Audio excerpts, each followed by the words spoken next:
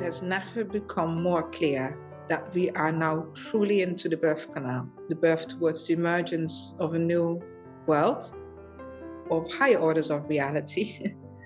Higher orders, when I say that, I mean orders of greater awareness and compassion, and courage to stand together and to really come to the heart of our humanity, of what it means to be human on this planet.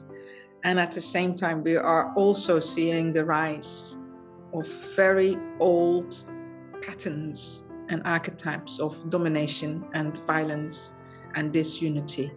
And it's like all the old powers that have invested in what I like to call a world that doesn't work, they probably can feel at a very deep level that this next step actually means death for them. It's a conversation in the Quest of Rose between Verdandi and Rose.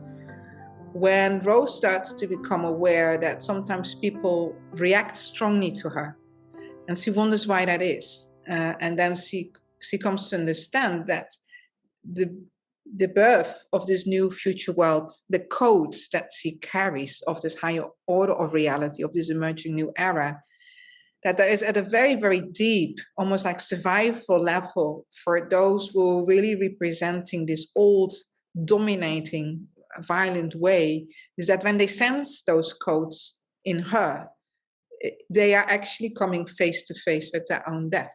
Because in this emerging new world, that behavior is not okay.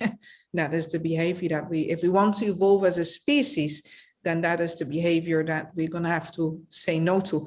And not just say no to symbolically, or say no to in the way that we gather for peace or in our intentions, but if we really, really say no to that pattern of domination that has been dividing our species, I would almost say from the beginning, then it means saying no to that in the way that we design our systems. That means radical transformation in our economic systems, in the way that we grow and share resources, in our political systems, in our educational systems, in our social systems. So the no in itself is not enough. The no really means now action, application in the very archetypes of the systems by which we grow and develop and evolve our societies, recognizing that the fundamental principle on that is this prior unity of life, the indivisible wholeness. We really stand on that also in terms of charters of interdependence, not just independence. If we are creating systems that by design divide people, create competition between people, win-lose outcomes, fragment, or as violent as we're seeing now in the war in Eastern Europe through the invasion of Ukraine, to just terminate people. I mean, it's unbelievable what is going on there. So if we create policies, agendas, systems, and we make that profitable, which currently it is, in some ways we are going into a new arms race, which is not a good thing at all. So if we make that profitable, then by design, we are creating the very conditions for those very destructive behaviors. And that's what, for me, it has really meant to be a future human. Future human is not just about really feeling this new possibility and being alive to our marginal power and living in unity with the earth and with the cosmos and the greater universe. But being a future human is also truly applying your creative power. Everyone has agency. Everyone has agency. Yeah, so applying your creative power for the world that we want, for the world that we work. Because every thought, every intention, every dream is a pattern in this greater field. And sometimes we don't even realize how powerful that is. And if there is one experiment right now in the making, but not yet at the stage that it becomes a tipping point, but what's in the making is that people are discovering that when there are groups of coherencies in intention and in patterning, that group of coherency can be so powerful that it informs the field dynamics of groups around it. And so in intention circles of intention meditations, for example, for peace, and also all the intention experiments that are happening now to say, stop this war, give peace a chance, peace for Ukraine, also from the very, very root causes. Have we seen that people are using their consciousness now as the means for creating change in the world? And I believe that that's really, really powerful. But then, of course, the next step is also how do we put that into practical application? And that means understanding also where our power is, where is our agency. It can be as simple as saying, if you have children at school, know about their curriculum, and understanding what of that curriculum is still very much old paradigm, and perhaps balancing that, letting the children know, look, that's based on an older version, or perhaps a narrow version even of history, but there are new experiments happening, and maybe even volunteering to be at the school and sometimes speak about the new projects, about what you are part of. You're part of here with us of a global movement of co-creating a thriving world that works for all, and that's founded on fundamentally different principles from the very systems that we have inherited of thousands of years of society making, without much respect or awareness of our interdependence and our fundamental unity with life. When we're working with healing, it's really important that we first address how not to create the pain. Yeah. So what do we need to do so that that kind of healing isn't even necessary? So what is it that we need to do to make sure that there is just much more care for each other and for our planet? So that's an important part of healing. Sometimes people associate healing with brokenness. Now, the old word of healing, heal in Dutch, it actually comes from heel, which means whole. So the word healing in the root of that word is a return to wholeness, is the realization of wholeness. When life as an evolutionary process can flow unhindered, the power of healing rests within life itself. So life knows how to heal. Therefore, the first step is removing and clearing away what constricts that natural process of life to do what it knows to do.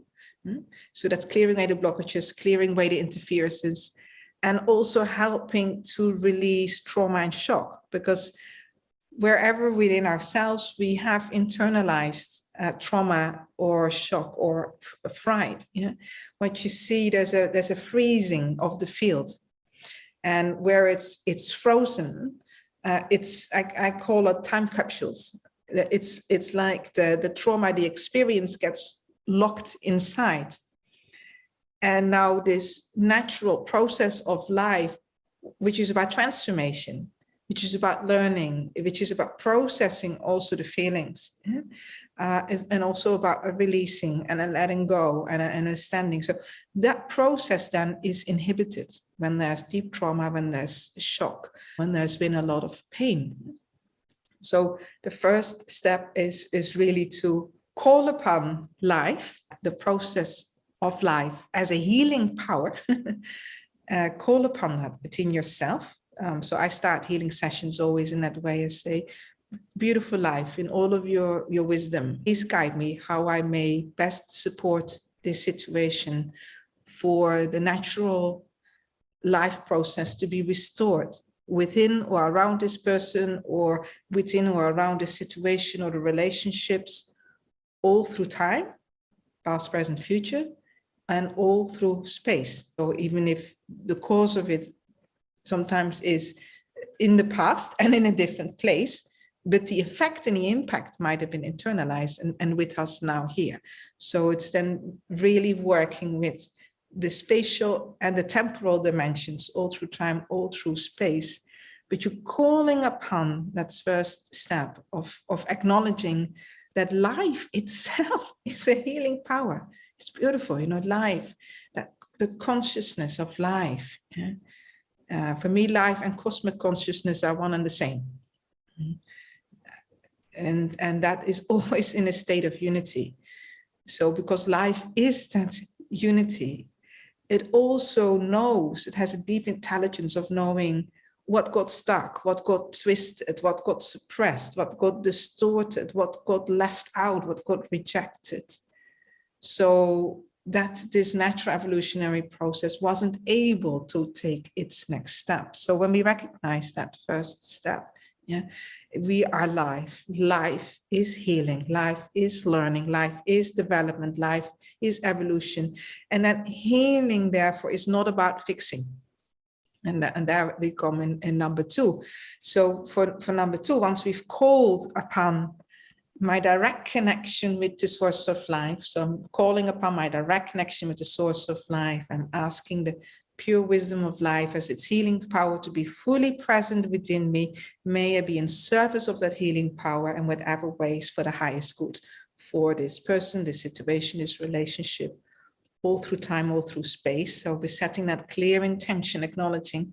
Then the next step, number 2, is now our own relationship with that process. So that means it's a little checking in with yourself that you are not projecting onto the situation brokenness or wanting to fix something, or seeing a lessness in something. Because if we ourselves are projecting onto the other person as if there's something wrong with them and we believe that the healing is to fix something in them, then we're not working with that process of life. Then we are not recognizing the fundamental unity and wholeness that, as I said, it's undividable.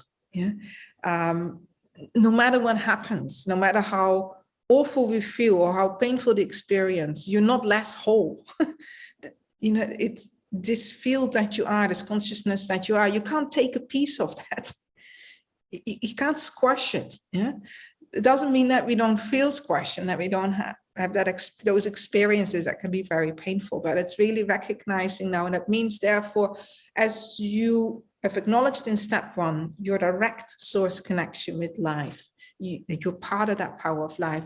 The next is that you're acknowledging and seeing into, say that we're working with a person that requires our support.